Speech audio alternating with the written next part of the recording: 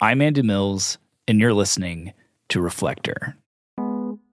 For me, character is a major issue. Donald Trump does not know how to tell the truth. He deliberately lies, and then he lies about his lies. Is your vote for Donald Trump a vote endorsing Donald Trump, or is it a vote against Kamala Harris? Against Kamala Harris. The energy is great. God is present. Trump needs to win this. We got this. With just days now to go before the much-anticipated 2024 presidential election, Trump is definitely bad news for this country. the United States remains as divided as ever. I've never voted for a Democratic presidential candidate ever. And then January 6th happened, and I was just livid. The polls continue to show that Harris and Trump are deadlocked in a virtual tie. She don't have the experience. And for me to believe you for another 4 years, you're crazy. I'd rather vote for the one that dodges bullets, not dodges questions. I felt safe, though, in the country when Trump was in office. I don't feel safe right now with Kamala in office. So, I mean, that to me speaks more. And as of right now, no one has any clue who is about to emerge as the next president. And I'm really excited to be here supporting Kamala Harris. I have a daughter, and I think that this is just an awesome pivotal point in our country, and I can't wait for her to look back on history and be like, wow, we did that.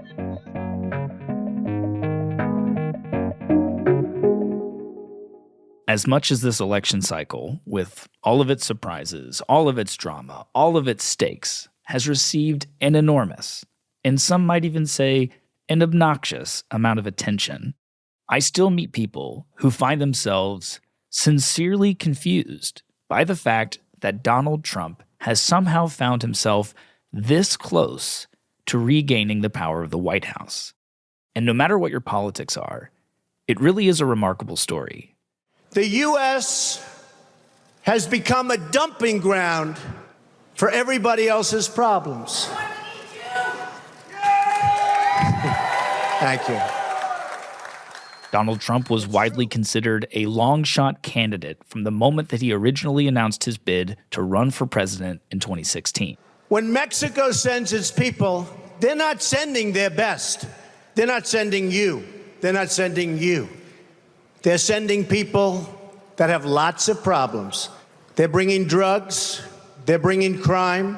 They're rapists. And some, I assume, are good people. But I speak to border guards. He had no previous political or military experience.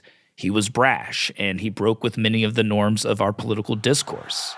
You should lock her up, I'll tell you. Including at times promising to imprison his political opponent, Hillary Clinton. It's just awfully good that someone with the temperament of Donald Trump is not in charge of the law in our country. Because you'd be in jail. Secretary Clinton. After he won that election, he went on to become one of the least popular presidents in American history. He was impeached, not once, but twice. After his defeat in 2020, he tried to find a way to stay in office. All of us here today do not want to see our election victory stolen by emboldened radical left Democrats, which is what they're doing, and stolen by the fake news media. That's what they've done and what they're doing. We will never give up. We will never concede. It doesn't happen. You don't concede when there's theft involved. And then after the events of January 6th, 2021, his already low favorability ratings fell even lower. Throughout much of the following 2 years, many former aides, former allies, influential Republicans publicly distanced themselves from Trump. And then he became the first president in American history to be indicted and prosecuted on multiple criminal charges. And yet, here he is, in a coin flip close election, very likely to be the next president of the United States. Last week, I was chatting with a former colleague of mine from the New York Times, and she told me that she was worried that we in the media had done it again. That, much like in 2016, we have failed to help the non-Trump supporter understand why so many of their fellow citizens prefer Donald Trump to the alternative. And so for today, as Americans begin to head to the polls, we're going to do our best to help unpack that story. My guests are reporter Mike Pesca, a veteran of NPR and host of The Gist, the longest-running daily news podcast. He has covered presidential campaigns and politics for over 2 decades, and while he personally has been a harsh critic of Trump's, I think he's done a really great job of covering why so many Americans see a vote for Trump as a vote for their own self-interest. And Emily Jasinski, a Washington correspondent for Unheard, co-host of the Undercurrents podcast, and somebody who reports from inside the conservative media ecosphere, where I think she's done a fantastic job of documenting the rise of the new right and their split with the fading conservative movement. Now, obviously, this is a much bigger subject than any one podcast can tackle. In a lot of ways, it is about the echo chambers that are thriving in our culture, about the deep divisions and the polarization, and I'm under no illusion that this one podcast episode will help people who vote differently see eye to eye. But if you are someone who's been having a hard time understanding Trump's comeback, I think you're going to find this really helpful. And as always, no matter who you're voting for, we love to hear from you. You can send us an email to hello@reflector.show. After a short break, we'll be right back.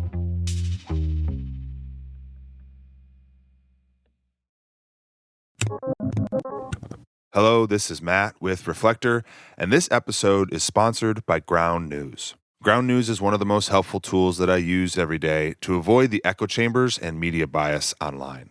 One of my favorite ways they do this is by providing a service they call blind spots, where they show you a story that's disproportionately covered in the media by only one side of the political spectrum. For example, a recent story that was a blind spot on the left was about an Economist YouGov poll that revealed that most Americans think that Kamala Harris is insincere. Vice President Harris, when it comes to the economy, do you believe Americans are better off than they were 4 years ago? So I was raised as a middle-class kid. And I am actually the only person on this stage who has a plan that is about lifting up the middle class and working people of America. And that she tells the public what they want to hear instead of what she really believes, while her opponent, Donald Trump, is viewed as more genuine. A recent blind spot on the right was another poll that showed that a majority of Republicans surveyed said that they were more likely to trust Donald Trump's claims about the outcome of the 2024 election than they would the government's certification process. Will you accept the results of the election, regardless of who wins? Yes or no, please. If it's a fair and legal and good election, absolutely. The radical left Democrats rigged the presidential election in 2020, and we're not going to allow them to rig the presidential election in 2024. On top of showing blind spots, they also showcase competing headlines on the same news item. They collect local reporting on the city or town that you live in, and they rate news stories and outlets on their level of bias. To go check them out, use the link ground.news/reflector, and you'll get 40% off their unlimited Vantage subscription. This is a great way to support them and the work that they do, because Ground News is a subscriber-supported platform. We appreciate what they're up to. We appreciate their support of this podcast, so go check them out. And make sure you use our link, ground.news/reflector, so they know we sent you. Hi, this is Megan McArdle, a Washington Post columnist. Reflector's team and I recently did 3 episodes about stolen elections in American history. I wanted to tell you about another podcast where you can hear from me and my colleagues at the Washington Post Opinions. The show is called Impromptu, and each week a group of columnists get together to process the news we can't stop thinking about. Some weeks we talk about the big hits, presidential campaigns and Supreme Court rulings. But other weeks we dig into the questions that come up in our everyday life. Whether to buy an electric vehicle, why home buying feels impossible, or why airline travel sucks right now. Search for Impromptu wherever you listen. Hey listeners, if you listen to this show, then it's safe to say you like true stories. And so today, I'm here to recommend you check out the podcast Risk. Risk is a live show and weekly podcast where people tell true stories they never thought they'd dare to share in public. There's one about a guy who cooked and served his own leg to his friends as tacos. Another where a woman found out the person she was sharing kinky fantasies with online was actually her dad. Even if you think that you've heard it all, listening to Risk will truly surprise you. You can listen and follow Risk on the free Odyssey app or wherever you get your podcasts. Mike, Emily, thank you so much for being here. Thanks for doing this. And I just want to jump right into where things stood for Donald Trump. If we go back 2 years ago to November of 2022. Well, thank you very much. And on behalf of Melania, myself, and our entire family, I want to thank you all for being here tonight. It's a very special occasion. This was just weeks after the Republicans had underperformed in the midterm elections, and Donald Trump, at his home in Mar-a-Lago. Ladies and gentlemen, distinguished guests, and my fellow citizens, America's comeback starts right now. Officially announced that he was again going to run for President of the United States. 2 years ago, when I left office, the United States stood ready for its golden age. Our nation was at the pinnacle of power, prosperity, and prestige, towering above all rivals, vanquishing all enemies, and striding into the future, confident and so strong. Everybody was doing great. Men, women, African Americans, Asian Americans, Hispanic Where did Americans, things stand for him in that moment? Mike? That seemed to be his low point. His low point, crucially, among Republicans. And when he made his announcement at Mar-a-Lago, it was dissolute and it was not paid that much attention to. And the flair that he is known for was lacking. When the virus hit our shores, I took decisive action and saved lives and the U.S. economy. And by October of the same year, America was roaring back with the #1 fastest economic recovery ever recorded. How about that? He seemed to be low energy Donald at that point. And because the border was so tight, drugs were coming into our country at the lowest level in many, many years. Importantly, after decades of rising energy costs, the United States had finally attained the impossible dream of American energy independence, which soon would have... I remember I was hosting a show called Not Even Mad, which was an assemblage of a guy in the middle, me, a person to the left, person to the right. And we all agreed this really seems, and let's not jump the gun because we said it before, but this is the time it really, really seems that Donald Trump has shuffled off the mortal political coil. Because remember, what were the big races that the Republicans could have won and retaken the Senate? They were Arizona, but he put up Kari Lake, and she was a disaster. They were Pennsylvania, and Mehmet Oz, who is a Trump-endorsed candidate, lost to Fetterman, a guy who had a stroke, and then most extreme of all, Herschel Walker. What a disastrous candidate. So many better choices for the Republicans, but it was all the Donald Trump candidates that correlated to lost opportunities.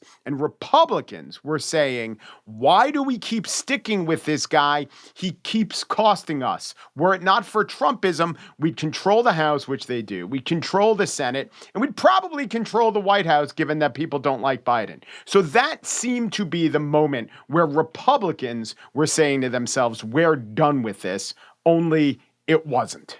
Yeah, it's really interesting because the event was notably low energy. I'll just actually echo what Mike said. It felt like it was slow. It felt underwhelming to a lot of people who watched it. And I think it's especially interesting because we don't think always of what happened between 2022 and now as a quote unquote comeback, because Trump was actually able to show pretty clearly that the primary wouldn't be competitive as the year dragged on and as we got closer to voters actually going to polling places. But he was seriously weakened at the time. And in his presidential campaign announcement, he said, quote, "America's comeback starts now." And I just want to camp out on that question of the tense. America's comeback starts now. Make America great again. He's trying to say that America's on its back foot, and it's Trump stuck on this American carnage message. And I think where a lot of people in the Beltway, myself included, watched that announcement in November of 2022, not sure of where his legal travails would go in the next year plus, and said, man, really, Republicans, this is the guy. But a lot of voters, this is exactly what happened on January 7th, 2021.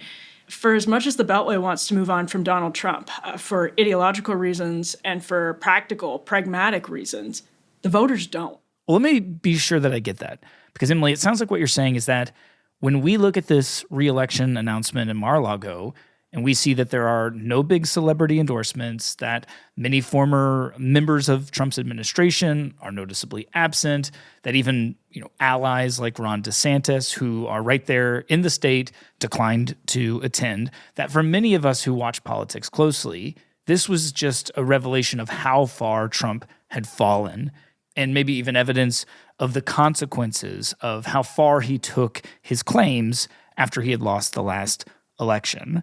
But while there is truth to that, you're saying that he retained enough enthusiastic support from his base, the 30% or so of the Republican Party that are really big fans of him, and that because our country is so divided and because our elections often are so close, that he, even in this moment, had a pretty decent chance of ending up right where he is today.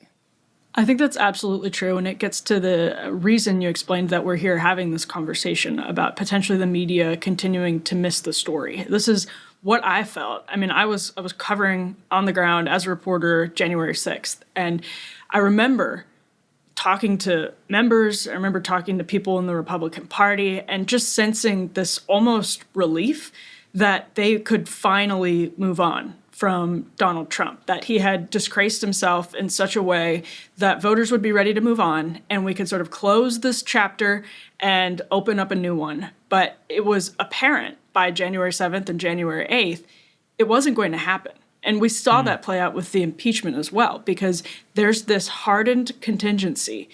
I would put it at about 30% of the Republican electorate, people who vote in Republican primaries, that will not vote for anybody when Donald Trump, anybody else, when Donald Trump is on the ballot. They are the hardcore MAGA faithful, and January 6th did not change their mind. A low-energy November 2022 announcement wouldn't change their mind. They are perpetually excited about Donald Trump. It is not, this is a mistake a lot of people on the right make, it is not the entire Republican Party. It is not the Republican electorate at large, but it's enough that no other candidate can win in a primary, basically. And again, I think that was lost in the story of that kind of sleepy, low-energy night in November of 2022. Right. No, that makes total sense. And obviously it points to the major role that our current two-party dominated political system plays in the story of how Donald Trump has had this comeback and has found himself in the place where he is today. But I'd also love to go deeper and look at the issues that Americans say are front and center as they go to the polls this year. And I want to start off with the one that affects every single American, and that is inflation. Mike, do you want to start us off? So inflation's the biggest issue because I think it affects people the most in a way that they don't have to. They feel tease out root causes or various causes. They know what eggs cost then and they know what eggs cost now. And they knew who was president when the price of eggs went up. And it's not just the price of eggs. It's the price of so many other things. And I think it's really important because what we're doing here is saying, but Donald Trump is this abnormal figure, this particular singular figure. But pretend or imagine it's not Donald Trump. It's just person who's not incumbent while inflation was raging. And all throughout the world, all of the incumbent parties, presidents, prime ministers, and leaders are getting crushed. British Prime Minister Liz Truss faced the wrath of Parliament today. Yeah, her economic agenda is under added scrutiny as inflation in the UK hits a staggering 10.1%. I cannot deliver the mandate on which I was elected by the Conservative Party. I have therefore spoken to His Majesty the King to notify him that I am resigning as leader of the Conservative Party. Inflation and the handling of the pandemic are fueling anger among Argentines as they head to the polls for midterm elections. President Alberto Fernandez and his Peronist party are in danger of losing control. The French President Emmanuel Macron has dissolved his country's lower house of parliament and called a snap election after his party suffered a crushing defeat in the European Parliament vote. Voters in democracies hate inflation more than people ever knew. I sound like Donald Trump a little bit, more than anyone's ever talking about. But we haven't had inflation for 3 decades. There were whole generations of people that never experienced the kind of inflation that the Western world, the world experienced. And when you look at the popularity of Macron or the Prime Minister of Japan or Rishi Sunak, and these are people who are left, these are people who are right, but every one of the parties who was in power during an inflationary period got crushed. Okay, so Emily, what do you make of that? This is a case I've heard repeatedly, and I think it's persuasive that around the world, despite if you're a lefty, a righty, a socialist, a conservative, if you're in power and inflation goes up, you're in trouble. That's definitely true. I think one part of this that gets lost on especially Democrats who are trying to wrap their heads around Trump's enduring success with voters, especially on a sort of populist level, is that while inflation did start to come down dramatically around 2022, it starts to decline. It is still not at a level that's pre-COVID. So we started hearing this narrative about Trump nostalgia. So we started actually hearing it explicitly from some Democrats that people were forgetting exactly how bad things were under Donald Trump. That also kind of backfires, though, because if you're asking people to think back to the Trump years and their top issue is inflation, they're going to remember something that is rosier. And, it's not to say people weren't still suffering, but after COVID, what happened with inflation, some of it under Donald Trump's watch, some of it understandable, whether the president had been a Republican or a Democrat, because of the nature of the crisis, it spikes. And Biden is the one who inherits that country as it's spiking. You can have a debate about whether the administration exacerbated that or eased it, but the fact of the matter is it continued to go up. And even as it started to dip, it still didn't get below the level of pre-COVID. And just the final point would be there are also really significant areas where these prices have continued to go up instead of dropping at all. Swing districts, let's say Las Vegas suburbs, Las Vegas itself. Cost of living is so high that I live from paycheck to paycheck and I can barely make it. Yolanda Perkins' story is becoming all too common across Southern Nevada. Are you having to readjust your budgeting just to afford the roof over your head? Yes, and I work 2 jobs. I make over $5,000 per month and I cannot make it. Breaking news, and it appears home prices in Southern Nevada are nearing a record high. We're getting the latest report just out this morning from the Las Vegas Realtors Association. They're saying the median price of a single-family home here sold in Southern Nevada last month, $480,000, you guys, and that's extremely close. Phoenix in Arizona, there are places where housing is through the roof. Tonight, concerning numbers are shedding new light on the affordability crisis in Arizona, as nearly half of all renters in the state are spending more than 30% of their income on housing. How much are you paying for rent right now? Right now, $753 per month. And how much do you get a month? $918. $918. So you're spending almost 75% of your income on rent? Yes. How do you survive? I just, It's not across the board and it's not everywhere in the country, but there are certain pockets of the economy that are very important to voters where those prices are going up. There's no relief. They're not coming down at all. That's why you start to see both candidates talking a lot about housing. It's just one example of where prices are still a really sore spot for many, many voters, despite an overall decline. Right. I mean, even if you just look at the numbers around housing, they have gone way up all over the country, not just in big cities, but in smaller towns, in the suburbs, and not just by 10, 15, 20%. In some cases, they have doubled or gone up even more than that just since 2019. And then beyond rents, there's the enormous skyrocketing costs of buying a home. And I think that has led to a lot of gloom and hopelessness among many Americans who are worried that they will never be able to afford a home, worried that we live in a country where you have to be a millionaire just to buy a house. And all of this has happened while Biden was in office. And rightly or wrongly, I think that he and his administration and other Democrats have been perceived as downplaying or, shrugging off just how devastating this has been for so many Americans. Yeah, I think inflation teaches us that instead of looking at the whole question, like how can this guy with multiple indictments and saying the things he did and leaving office, really unpopular, add to the litany of demerits for Donald Trump, how could this guy be poised to win or almost winning? Flip it and say, how could it be that in a Western election where all the Western elections have gone against the incumbent, where people, especially the people who aren't invested in things like abstract notions of democracy, just want their lives to be better, and where there was a president who removed himself or was removed late in the game, and then someone who no one voted for got to be the nominee, which we'll get to.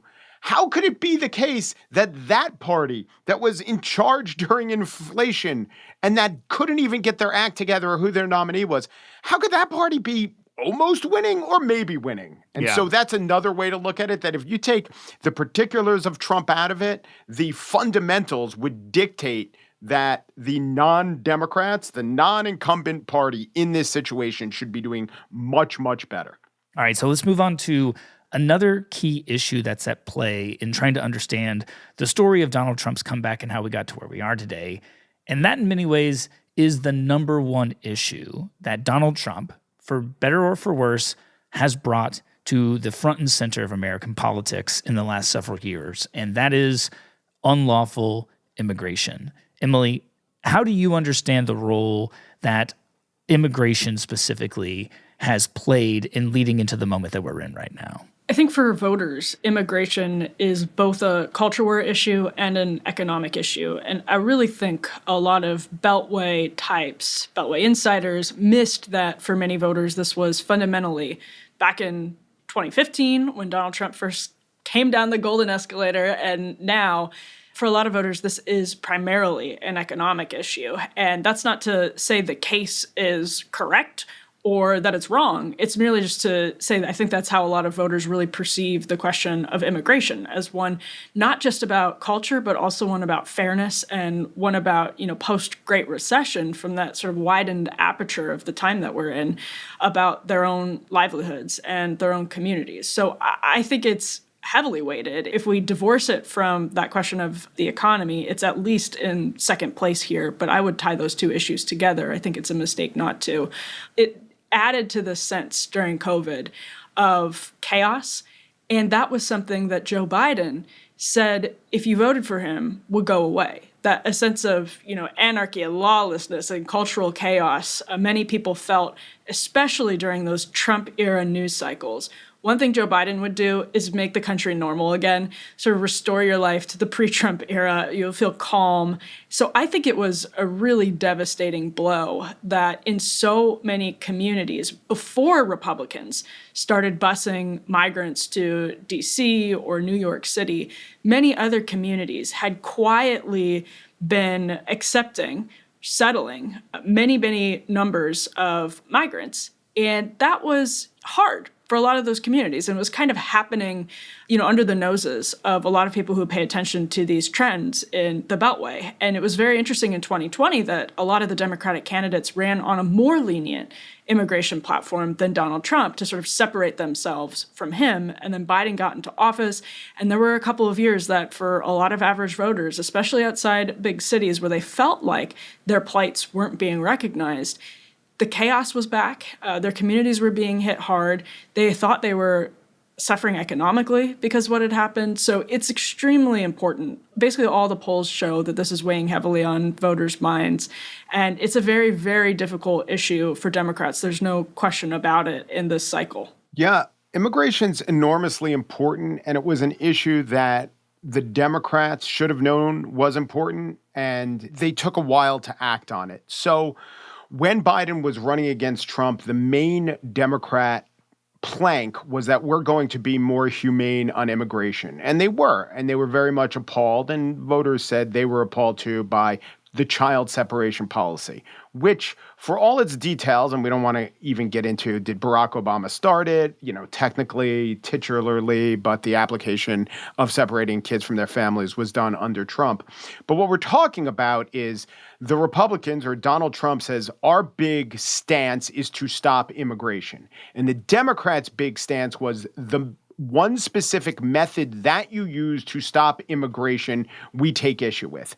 And when immigration is seen as or when illegal migration is seen as a small and manageable problem, I think voters will be motivated to tweak the parts of it so that the solutions don't offend their sensibilities. But when immigration is seen as a catastrophe, then voters are less motivated to say, well, what about this one way that we do it? And more motivated to say, hey, what are you doing about the problem? David Leonhardt has this great way to describe what most voters think of Democrats, and I think what most Democrats think of the immigration problem, also Republicans. Voters think that Democrats think of immigration, more is good, less is racist. And their plank in 2020 was essentially that. Like, it was always tied in with this one specific way that Donald Trump is actually bringing down immigration is racist or wrong or inhumane. And there was another lesson that the Democrats, and I think the smart Democrats and Joe Biden and eventually Kamala Harris would have realized this was a problem. There was something called Title 42, which allowed asylum seeking into the U.S. And this was extended because of COVID, and it was a more lenient way to allow for asylum. And Democrats, not all of them, not most of them, but Democrats who would be vulnerable in upcoming elections, Democrats in the very states that now will determine the presidency, Georgia was one of them. John Tester in Montana was one of these Democrats. Arizona is such a state. They were on one side of the Title 42 issue, which was the Republican side, which is to say we have to end this asylum-seeking right because we've heard our voters and we think this is a problem. And most of the other Democrats wanted to keep Title 42 in place.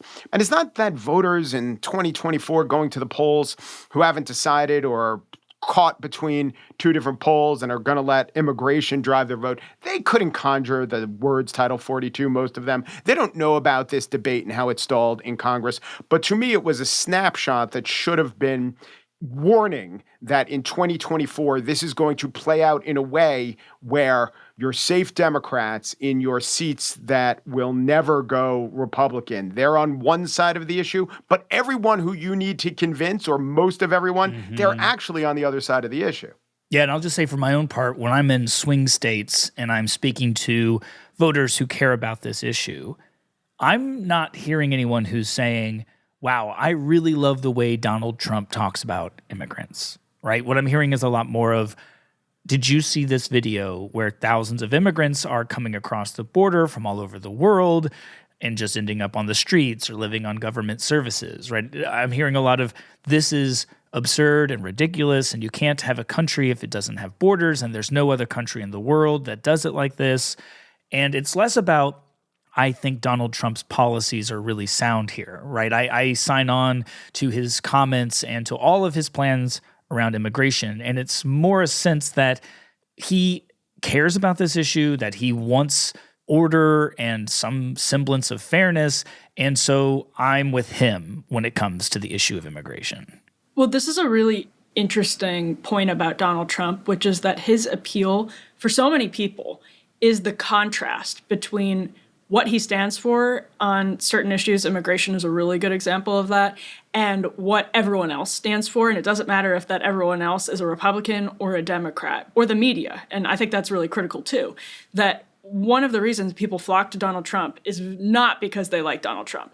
They are willing to tolerate Donald Trump because they are so opposed and so animated by people telling them they shouldn't care about immigration, that they're bigoted if they care about immigration, and that this is a non-issue, the numbers are fine.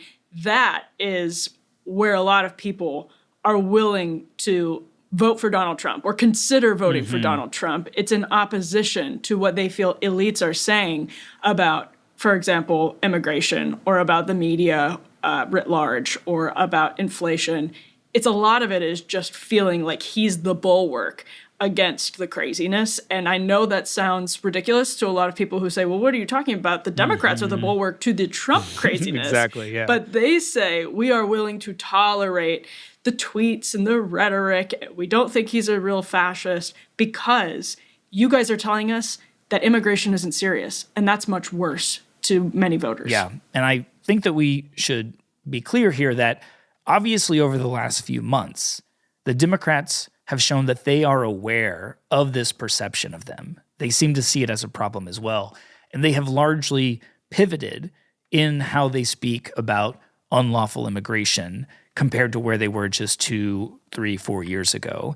But I also think that that plays into another criticism of them, because when they make such a noticeable about face and they don't take the time to explain why their positions have changed, I do think that it opens them up to a lot of criticism in general around this subject. And I think that especially after 2020, after some of the chaos of the COVID years, there has been a sense of feigned amnesia where there's a lot of issues. Maybe it's the defund the police issue, right? Where the Democrats essentially are saying, no, we were never aligned with that. We never had anything to do with that.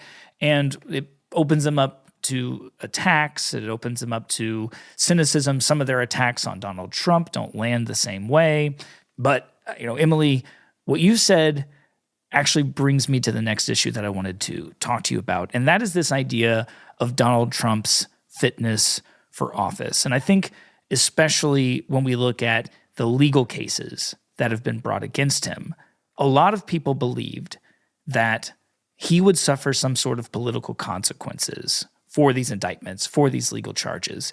And yet it appears, and I think especially about Alvin Bragg in New York City when it comes to this, that in some ways these court cases have had either, minimal effect or maybe in some cases even the opposite effect. So how do the two of you understand the role of these legal cases in understanding the story that's unfolding right now? Mike? Well, if Jack Smith had brought the case to trial and had won the case, Donald Trump would be facing jail time and criminal sanction. And just remind us quickly, who is Jack Smith? Jack Smith is a special counsel who was appointed to look into specifically the January 6th insurrection, Donald Trump's statements thereof. It was never guaranteed that even if it got fast-tracked, there'd be a trial before the election. Right. This is the Department of Justice investigating whether or not, as president, Donald Trump engaged in unlawful acts while questioning the outcome of the 2020 election. Right. And certain charges that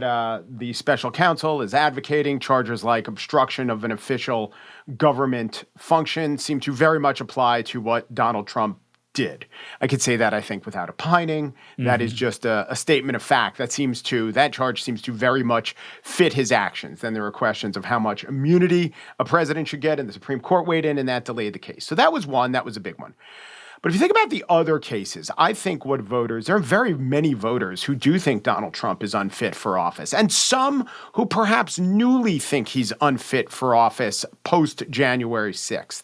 They're probably going to vote against Donald Trump. But the vast majority of voters who have yet to make up their mind or who will sway the election just because, 2% of voters are going to sway the election are asking the question, how will this help me? How will this affect my life? And they think that a president who's an insurrectionist or an actual fascist, however they define it, if they choose to define it, that wouldn't be good for their lives. But they also know the phrase you used, Andy, was unfit for office. Well, he was in office. And we also know that retroactive polling shows that people's memory of that indicates that he's more popular having served than when he even served. Exactly. And the fact that Donald Trump took documents and didn't store them right, how does that affect you?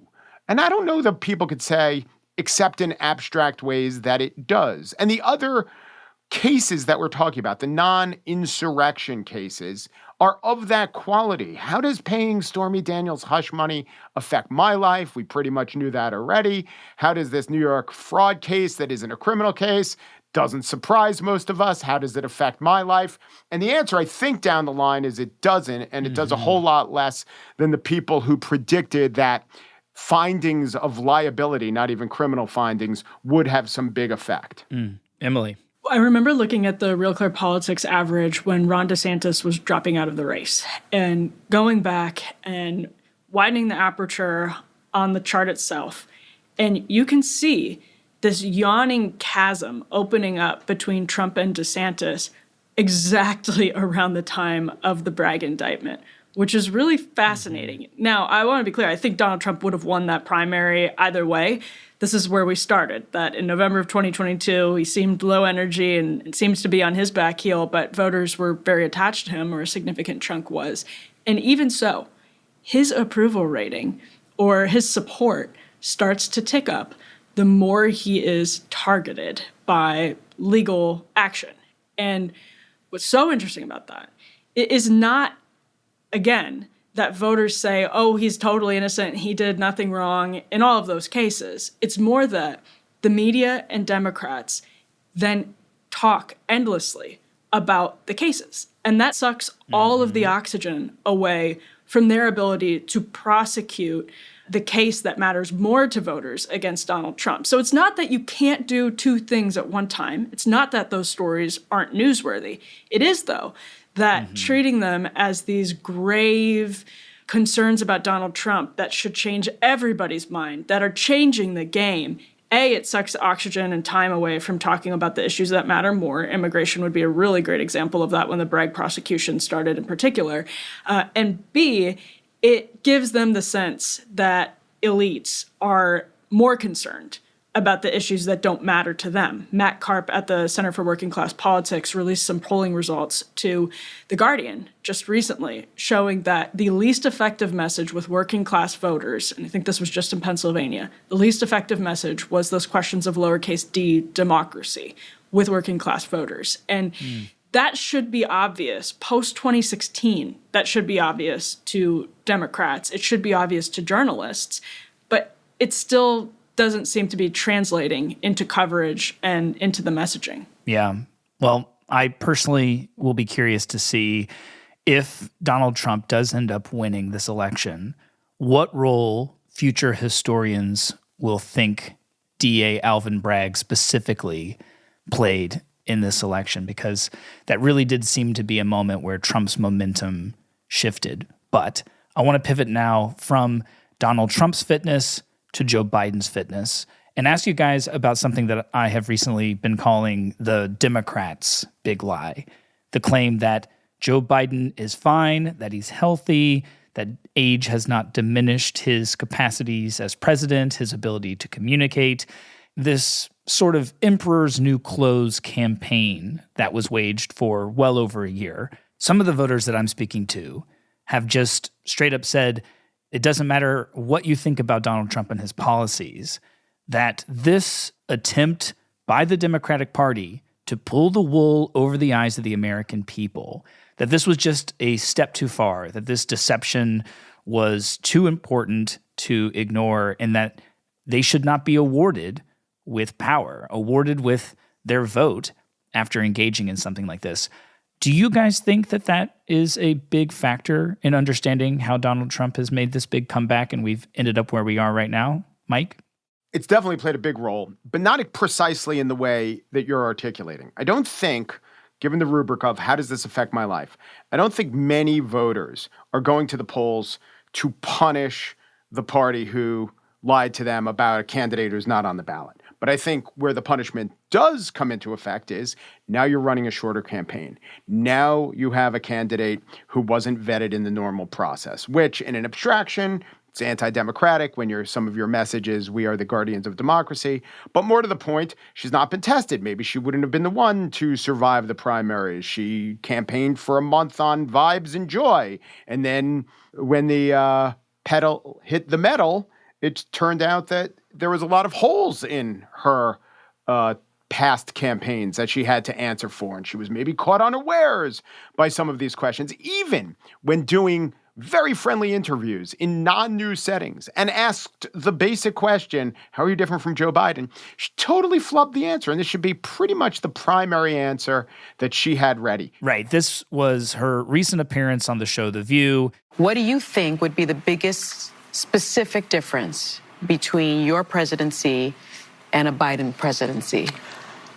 Well, we're obviously two different people, and we have a lot of shared life experiences. For example, the way we feel about our family and our parents and so on. But we're also different people, and I will bring those sensibilities to how I lead. Would you have done something differently than President Biden during the past 4 years?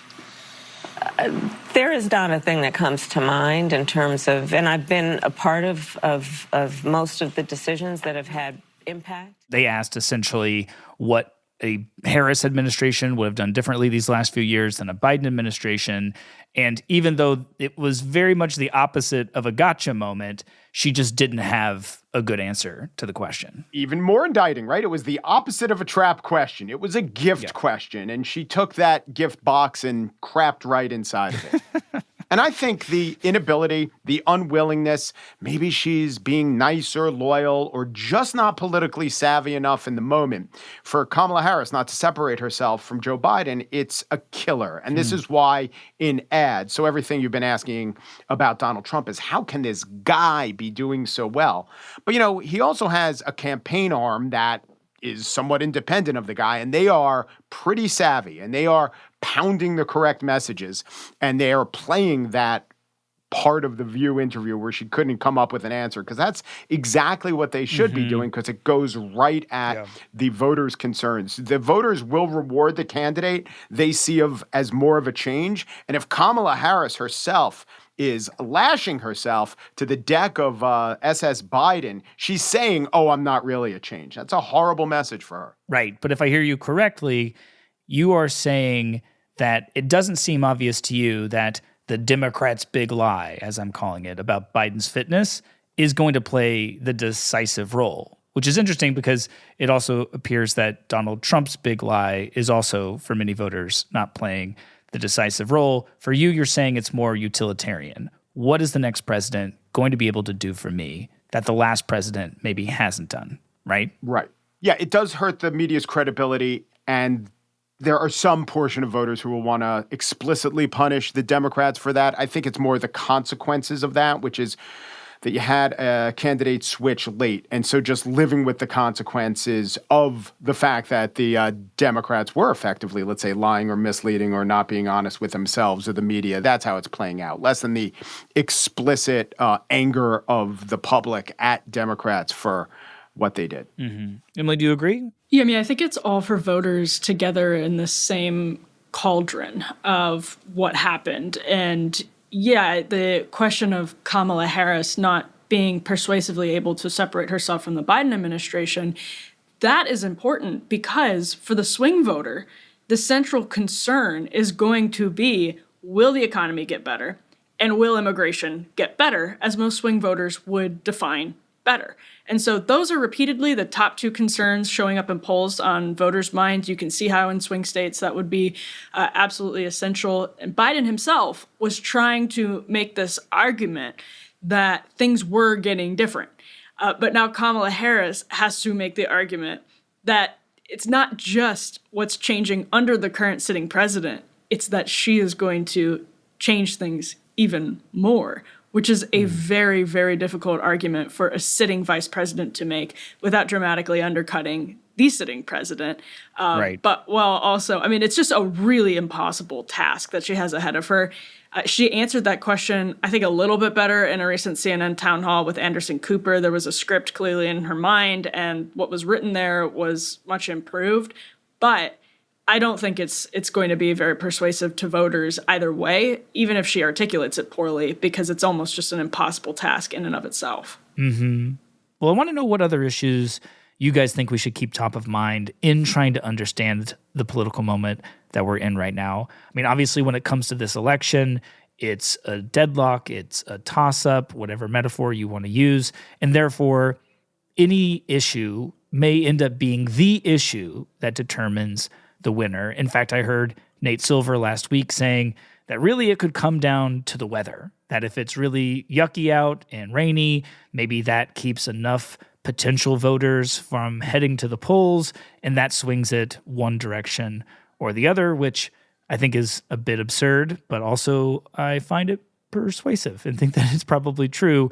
I know that for me, one of the issues that I find fascinating, I've been covering it since 2016, is the ongoing way that Donald Trump is bringing former Democrats and much of the quote-unquote working class into his coalition.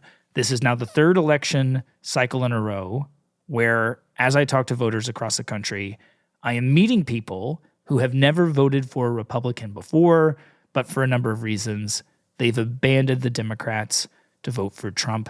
I think that that's a great story. I think that that story is going to end up making a difference. But Mike, what are the other issues that you have front of mind as we go into the election? Well, first, Andy, let me say, don't get so down on the fact that rain could affect the election. There'd be no United States were it not for a foggy night during the Battle of Brooklyn that allowed George Washington to escape and regroup. So, weather, we could thank our country for bad weather. I think a major factor, and we haven't talked about abortion, that's a big issue, maybe not as big as immigration to many, but to some and to an important some, it's a driving issue. And it's much better for Kamala Harris. And what it does is it activates a potential part of the electorate that might not otherwise vote. So in elections, it's much better to go after voters and people who do vote and try to change them to your side for a couple of reasons. We know that people vote, and we know that people who don't vote, don't vote. But if you could change someone's mind, it's +1 in your column and -1 in theirs. But in this election, since it comes down to everything, like a basketball game that ends on a last-second shot, you could argue that tip in the second quarter that went one way instead of the other, that was just as important as any shot in the game. But what about the appealing to voters who don't normally vote? And Donald Trump has a great appeal to non-voters or people who wouldn't vote in any election but for him. But Kamala Harris, with this abortion issue, has that appeal to young women, even young women who might not otherwise vote. So that's an important thing. And there's some upending of the normal rules of politics. If we see a whole lot of people who don't normally become involved, there's always great predictions about how much this happens. And it doesn't happen, but it has happened with Donald Trump more than other politicians. So we'll see if Kamala Harris on this one issue at this one time could create the countervailing force.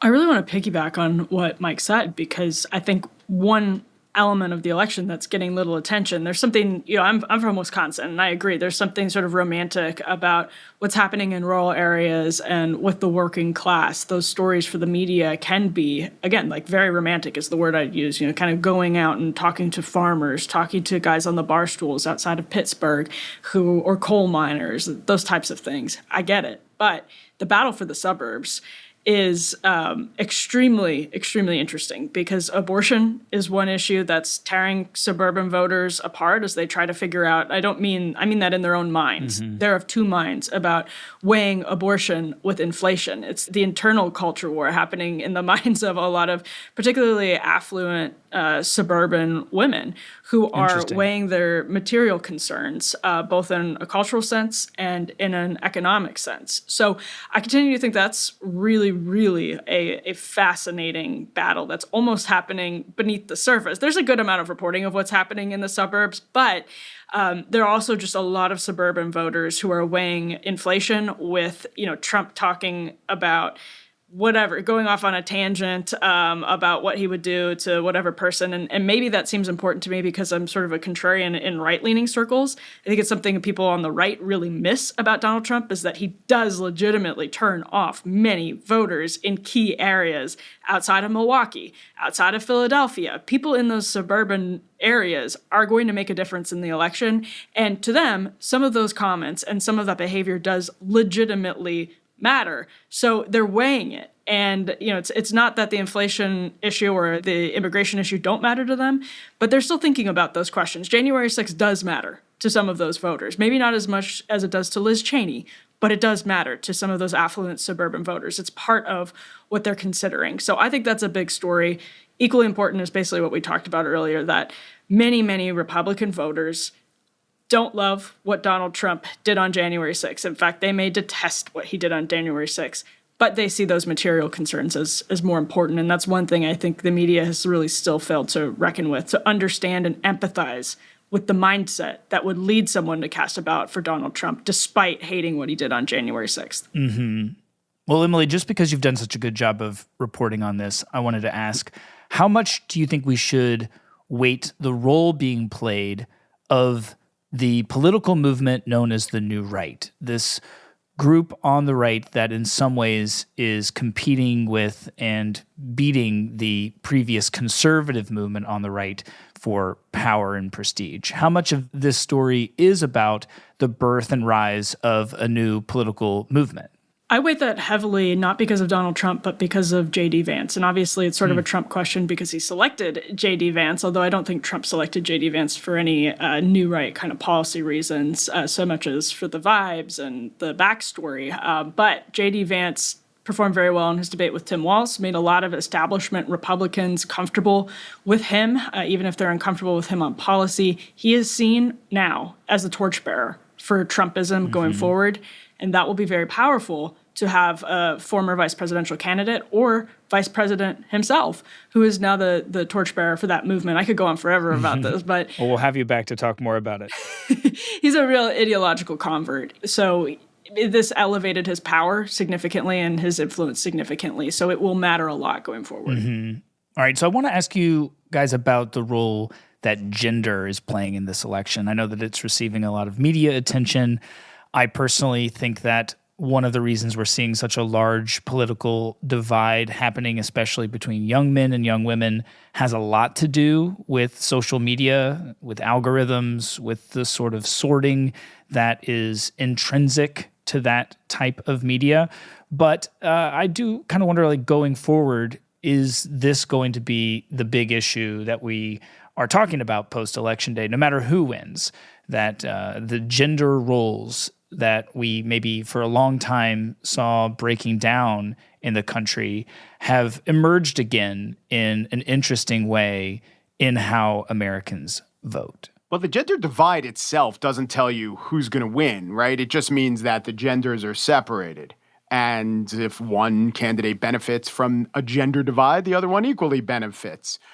But what's going on is that Donald Trump is particularly unpopular with women, especially young women, the kind of women who would normally vote for a Republican or would be likely have extra special reasons not to when it comes to Donald Trump. And not just abortion, but he was litigated to have sexually assaulted E. Jean Harris a couple times. And he actually was litigated to have insulted her about that thing, which was found to have happened. So this is bad for Trump.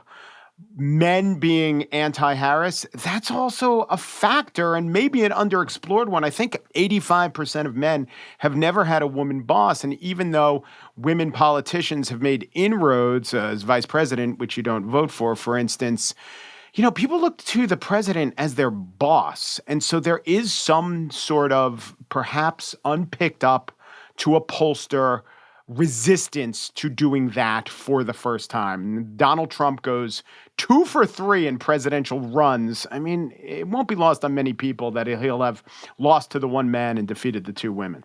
These numbers, as they start panning out in exit polls, but even where they are now, are incredibly stark contrasts, or they reflect incredibly stark contrasts. And so I weighted heavily just because of how significant the difference is and how significant of a change it is. The American Enterprise Institute just put out new numbers showing the difference between married women, unmarried women, married men, and unmarried men when it comes to whether they're going for Trump or Harris. And obviously, this is telling us something really deep about our culture itself. And it'll take people a long time to excavate that and land on I think, a compelling and persuasive, sort of conclusive theory of the case. But obviously, what it tells us is something significant is happening beneath the surface. So I weight that heavily. Mm-hmm. All right. Well, I want to ask a final question, and it is one that I believe could be described as navel-gazy. Let's take a moment and talk specifically about the media and the role that we are playing in all of this. I don't need to tell you guys that it has been a tough decade for our vocation, and as much as America is divided on politics, they are also divided about the state and in some ways the role of journalism. Some say that media has for too long been abandoning core values like objectivity, and that they have essentially become an arm of the establishment or of the Democratic Party, depending on who you're talking to. Others worry that the media is too obsessed with fairness and objectivity, that they have normalized Trump, and they have failed to do their part to alert the American people of the specific danger that he poses. What do you guys think of this? And specifically, do you think that if Donald Trump wins, that will in part be a sign that a significant number of American people, they don't just trust Donald Trump more with power than they trust the Democratic Party, but that they trust Donald Trump more to tell the truth than they trust the kind of quote-unquote mainstream media in America? Emily, how about you go first? Well, Gallup has been tracking media trust for years, and they always release their numbers in October, and just recently found that the media is now the least trusted civic institution. The media is less trusted than Congress. And what's significant to me about those numbers is that after the election in 2016, after Donald Trump won the election in 2016, the next morning, immediately, we started hearing people like Dean Baquet of the New York Times start saying, we need to do better. We need to, he said, we don't get religion. We need to do a better job. And those numbers, if that had happened, should be going up. And they're not.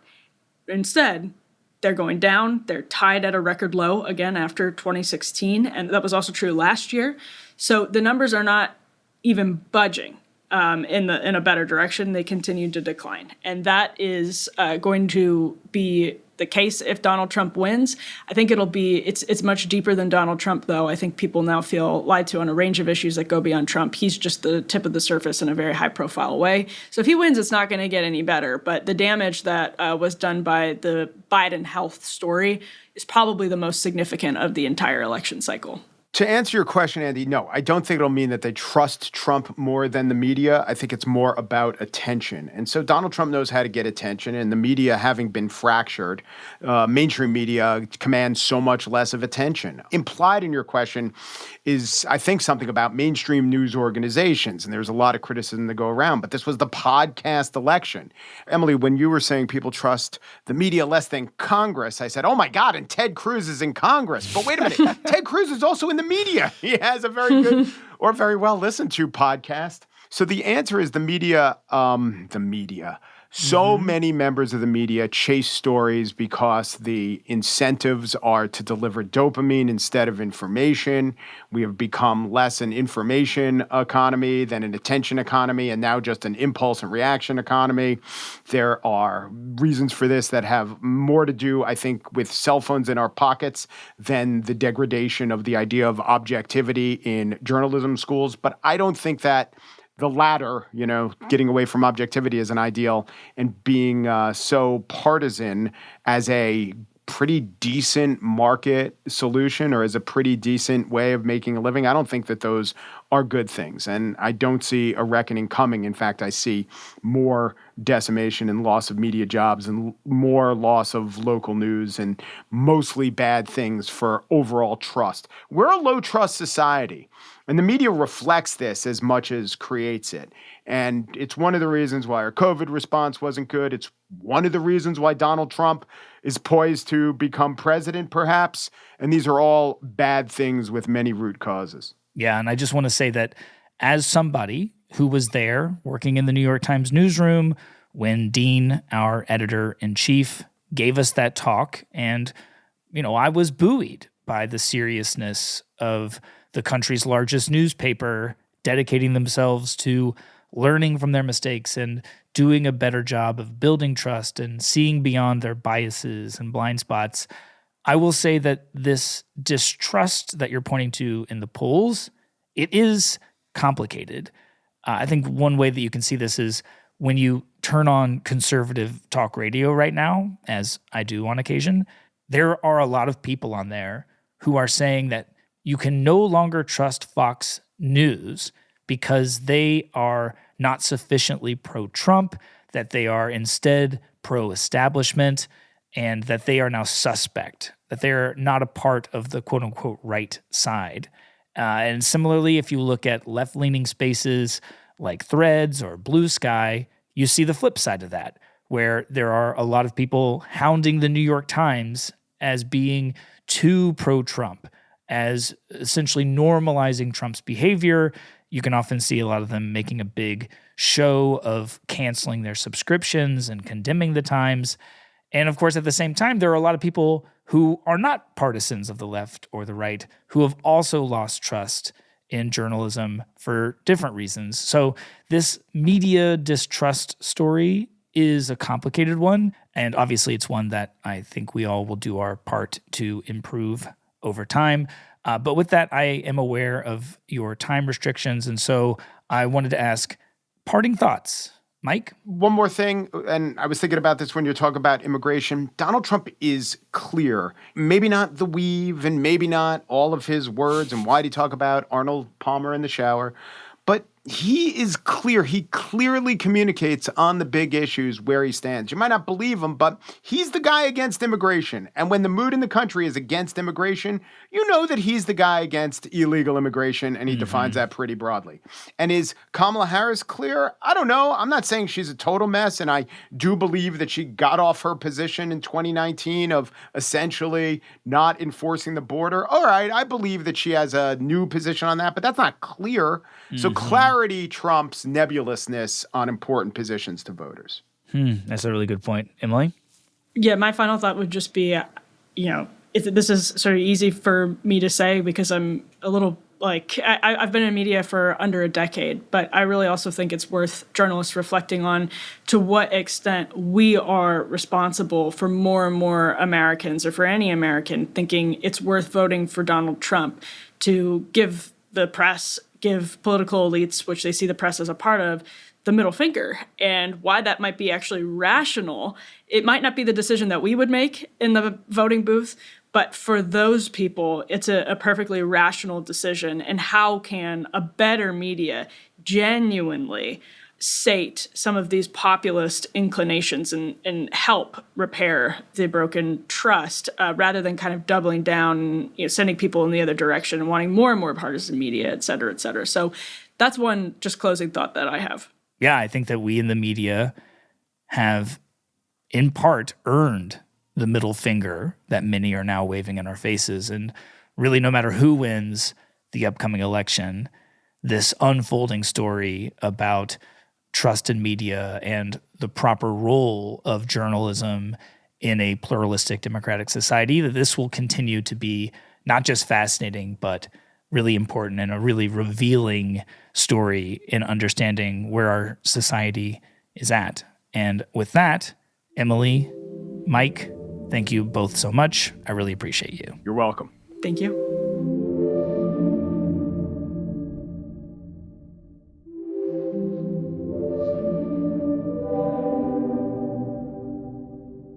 This episode was produced by Andy Mills and me, Matt Bohl. Our thanks to Emily Jashinsky and Mike Pesca for joining us, and our thanks to you for listening. If you're new here, be sure to check out our other episodes. And if you liked this conversation, please share it with your community or leave us a review on Apple or Spotify. It really helps people discover the show. We will be back soon with more stories.